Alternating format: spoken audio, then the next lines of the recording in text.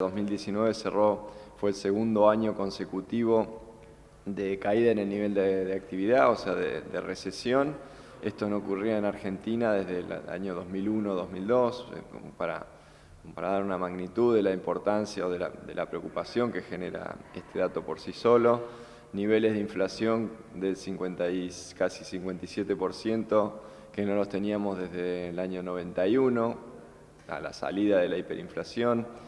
Niveles de desempleo que habían vuelto a superar los 2 dígitos, si bien el cuarto trimestre bajó un poquito el nivel de desempleo, estaba muy cercano a los 2 dígitos, tanto a nivel nacional como a nivel provincial.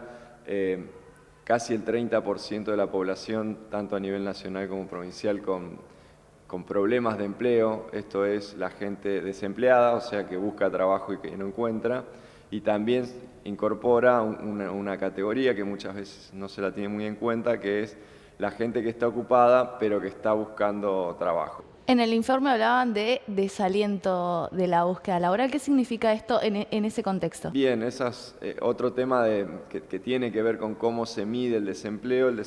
Para medir el desempleo hay una encuesta que le pregunta a la persona primero si está ocupado o no, si trabajó al menos 1 hora la última semana, esa es la pregunta concreta.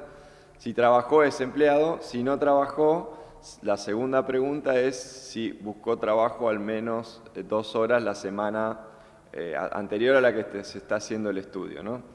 Si la respuesta es que no buscó trabajo, quiere decir que esa persona no es desempleada, sino que no es económicamente activa, es decir, que no está buscando trabajo. Lo cual, ahí es donde entra la teoría del trabajador desalentado, que se llama. Por ahí hay muchos casos en los que no buscaron trabajo, no porque no lo necesiten, no porque no estén en la tarea, sino porque se cansaron de buscar, porque buscaron las otras 5 semanas anteriores y no encontraron, y entonces eso impacta en otro indicador que se llama nivel de actividad.